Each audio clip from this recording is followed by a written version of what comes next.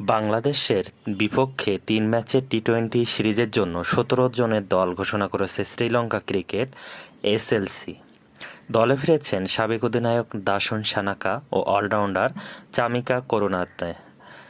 সিরিজের সূচি হিসেবে সিরিজের প্রথম টি-টোয়েন্টি ১০ই জুলাই পাল্লেকলে আন্তর্জাতিক ক্রিকেট স্টেডিয়ামে, দ্বিতীয় ম্যাচটি হবে ১৩ই জুলাই ডাম্বুলা এবং তৃতীয় শেষ ম্যাচ ১৬ই জুলাই কলম্বোর প্রেমাদাস স্টেডিয়ামে।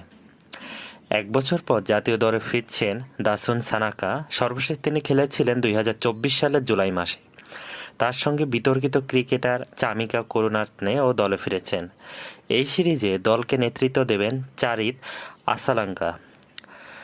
সানাকা ফেরায় দল থেকে বাদ পড়ছেন ভানুকা রাজপক্ষে। নিউজিল্যান্ড সফরে তিনি একেবারেই ভালো খেলতে পারেননি। ২ ম্যাচে করেছিলেন মাত্র ১৪ রান। ৩৩ বছর বয়সী এই বাঁহাতি ব্যাটসম্যান ২০২২ সালে টি-টোয়েন্টি বিশ্বকাপের পর থেকে ছন্দহীন। ৮ ইনিংসে তার গড় রান ছিল ৬৭।